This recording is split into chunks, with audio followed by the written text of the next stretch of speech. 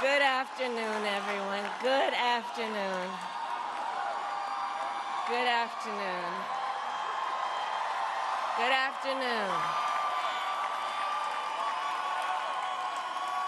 Thank you all. Thank you, thank you. Thank you, thank you. So let me say, and I love you back, and I love you back. So let me say, my heart is full today. My heart is full today, full of gratitude for the trust you have placed in me, full of love for our country, and full of resolve. The outcome of this election is not what we wanted, not what we fought for, not what we voted for, but hear me when I say, the light of America's promise will always burn bright. As long as we never give up, and as long as we keep fighting.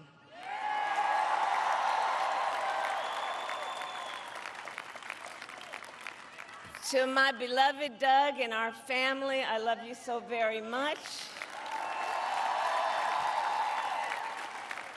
To President Biden and Dr. Biden, thank you for your faith and support. To Governor Walz and the Walz family, I know your service to our nation will continue.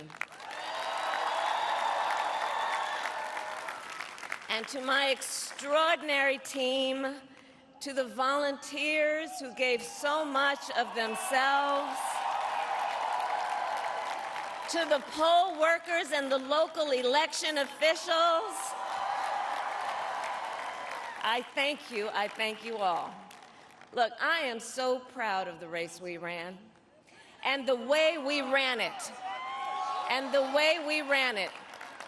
Over the 107 days of this campaign, we have been intentional about building community and building coalitions, bringing people together from every walk of life and background, united by love of country with enthusiasm and joy in our fight for America's future. And we did it with the knowledge that we all have so much more in common than what separates us. Now, I know folks are feeling and experiencing a range of emotions right now. I get it.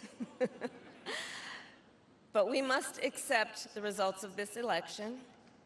Earlier today, I spoke with President-elect Trump and congratulated him on his victory. I also told him that we will help him and his team with their transition, and that we will engage in a peaceful transfer of power.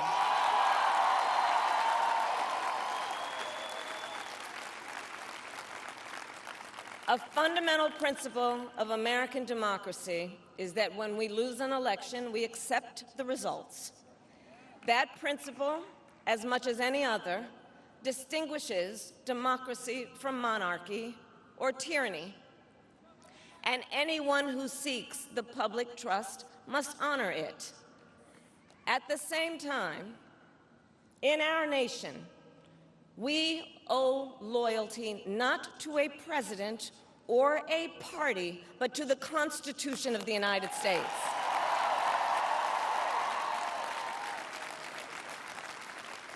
And loyalty to our conscience and to our God.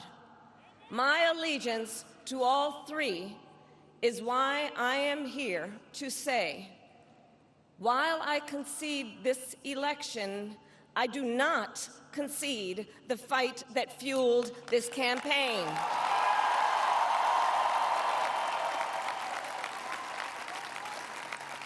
The fight for freedom, for opportunity, for fairness, and the dignity of all people. A fight for the ideals at the heart of our nation, the ideals that reflect America at our best. That is a fight I will never give up.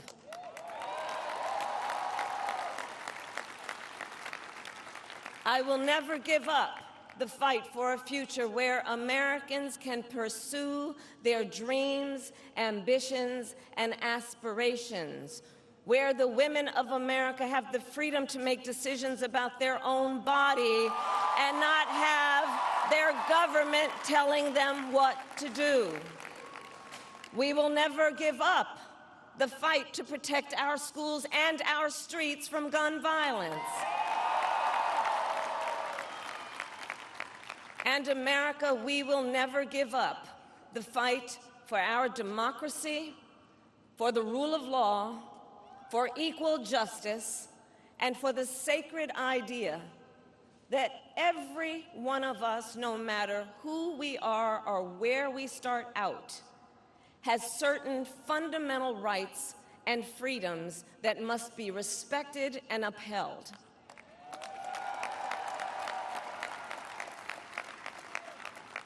And we will continue to wage this fight in the voting booth, in the courts, and in the public square.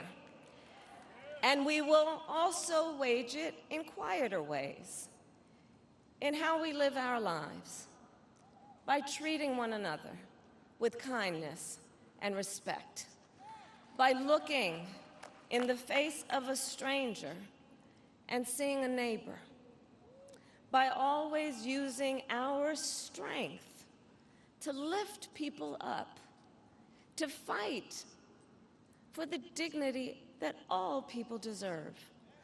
The fight for our freedom will take hard work, but like I always say, we like hard work.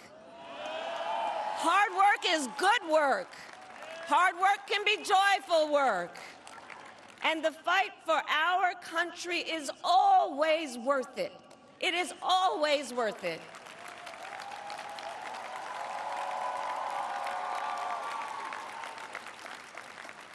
To the young people who are watching, it is,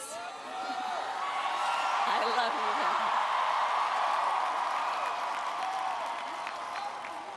you. To the young people who are watching, it is okay to feel sad and disappointed, but please know it's going to be okay.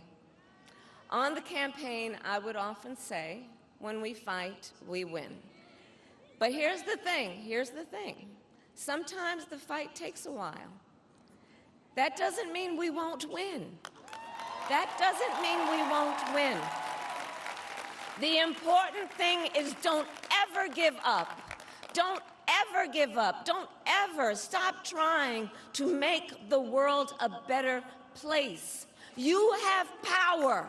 You have power. And don't you ever listen when anyone tells you something is impossible because it has never been done before.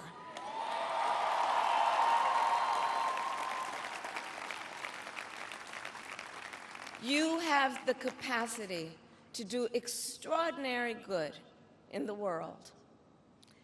And so to everyone who is watching, do not despair. This is not a time to throw up our hands.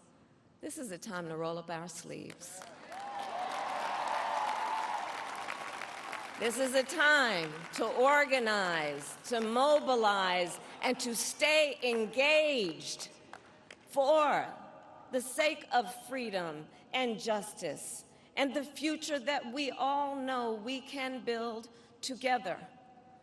Look, many of you know I started out as a prosecutor, and throughout my career, I saw people at some of the worst times in their lives, people who had suffered great harm and great pain, and yet found within themselves the strength and the courage and the resolve to take the stand, to take a stand, to fight for justice, to fight for themselves, to fight for others.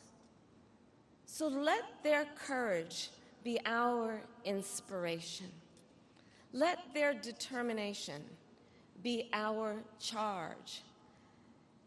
And I'll close with this.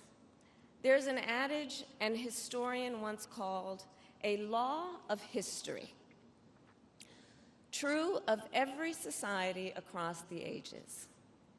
The adage is, only when it is dark enough can you see the stars.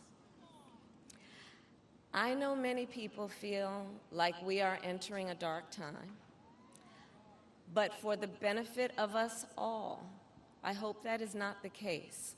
But here's the thing, America, if it is, let us fill the sky with the light of a brilliant, brilliant billion of stars. The light of optimism, of faith, of truth, and service.